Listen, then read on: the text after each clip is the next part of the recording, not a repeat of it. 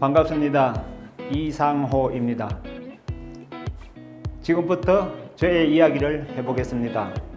저는 고등학교를 졸업할 때까지 꿈도 없었고 남들보다 특별히 잘하는 것도 없는 아주 평범한 사람이었습니다.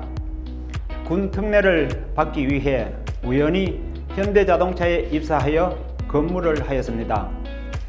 동료들과 설날 차례 지내러 가지 않고 지리산을 오르게 되었습니다. 그때 산을 타는 체력이 조금 뛰어났고 재미가 있었습니다. 그래서 산악회 문을 두드렸고 암벽 등반과 빙벽 등반을 하면서 히말라야 고산 등반을 해야겠다는 꿈을 막연하게 가지게 되었습니다.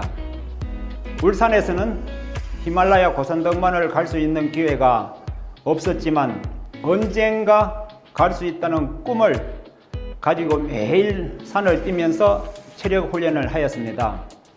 수년간의 피나는 훈련으로 심장 박동수를 1분에 50회 이하로 떨어뜨렸고 얼굴만 물속에 잠수하여 3분이 넘도록 있었습니다. 아내와 결혼을 할 때도 언젠가 내게 기회가 오면 히말라야 고산 등반을 갈 것인데 반대할 것이면 결혼을 하지 말자고 했습니다. 직장 생활하면서 추석, 설, 명절 외에는 비가 오나 눈이 오나 휴일날 산을 오르지 않는 날은 없었습니다. 88년도 서울 올림픽 할 때 드디어 저에게 기회가 왔습니다. 울산에서 신영철 대장님께서 구르자 히말봉과 다울라기리 육봉 7000m급 한 시즌 2개 봉 원정대가 꾸려졌고 저는 늑계 대원으로 합류하였습니다. 당시에 회사는 백지 사직서를 제출하였고 결혼하여 아내와 딸, 아들이 있었는데 원정 2달 동안은 무급으로 생활비를 드리지 못했습니다. 그때 저의 나이가 32세였으니 10년이 넘도록 꿈을 향해 훈련을 해왔던 것입니다.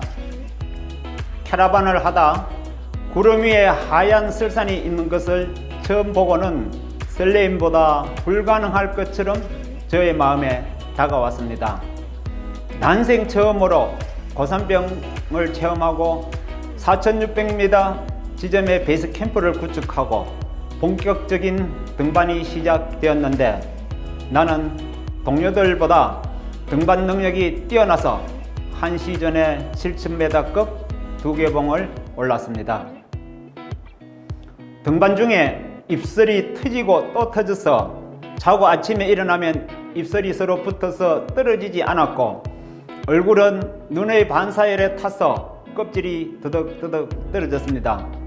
등반을 마치고 산을 내려오면서 나는 또 다른 꿈을 가지게 되었습니다.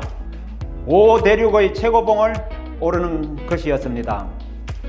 90년 지구상에서 5번째 높은 마칼루봉 등반을 했지만 눈사태와 악천 후에 식량과 장비 공급이 되지 않아 피눈물을 흘리면서 등정을 실패하고 산을 내려왔습니다. 내 나이 35세가 되었을 때 고산을 올라서 명예를 얻을 것인가 자본주의 사회에서 돈을 벌 것인가 하는 선택의 기로에서 회사를 사표내고 지금까지 외식업에 종사하고 있습니다. 그렇다고 5대륙 최고봉을 오르는 꿈을 잊지 않고 하루도 쉬지 않고 체력 단련을 하였습니다. 96년 북미의 최고봉 맥킨리를 오르고 2000년 남미 최고봉 아콘카구아를 올랐으며 2002년 유럽 최고봉 엘보르즈를 2004년 아프리카 최고봉 킬리만자로를 오르고 드디어 2007년 내 나이 51세에 지구상의 최고봉이자 아시아의 최고봉 에베레스트 정상을 올라서 꿈을 이루었습니다. 96년 맥킨리를 등정하고 하산하다 허용호 대장을 만나서 96, 97년 남극 대륙 약 2400m 무보급 횡단 대원으로 선발되어 약 6개월 일정으로 탐험을 떠나게 되었는데 처음으로 아내의 반대가 극심하였지만 가게와 가정을 팽개치고 탐험을 떠났습니다. 6명의 대원으로 구성되어 탐험이 시작되었는데 최초 썰매의 무게가 약 170kg이어서 끌어도 끌려오지 않았습니다. 매 식사는 동결 건조식단 한 가지였으며 지쳐가면서 탈진하여 몸이 움직이지를 않아서 나의 죽음이 함께 공존하는 시간이었습니다.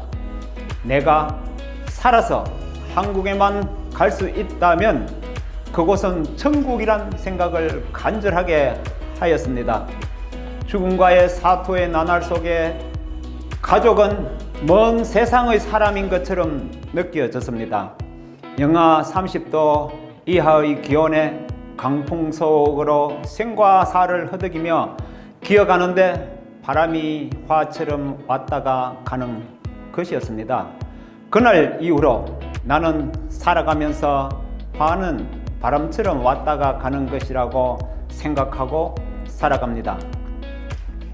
2010년 만화슬루봉을 등반하다가 정신분열이 된 후배를 끝까지 보살피다 탈진되어 실종된 후배를 찾아 2016년 그것을 수색하고 왔습니다.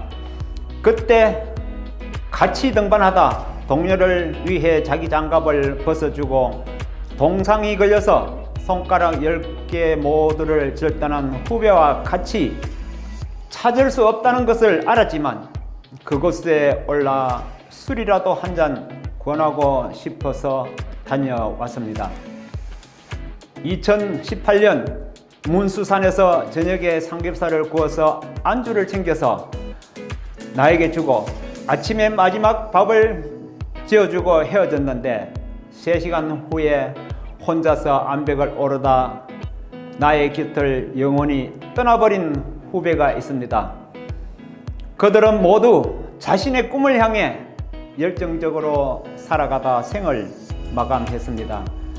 지금 살아있지 않으니 인생의 실패한 사람들일까요? 수많은 고산 등반을 하다 눈사태를 맞을 때도 있었고 크레바스에 빠진 적도 있었으며 같이 오르다 정신분열이 되어 미쳐버린 대원들도 봤으며 등반 중에 탈진되어 죽어가는 대원도 있었습니다.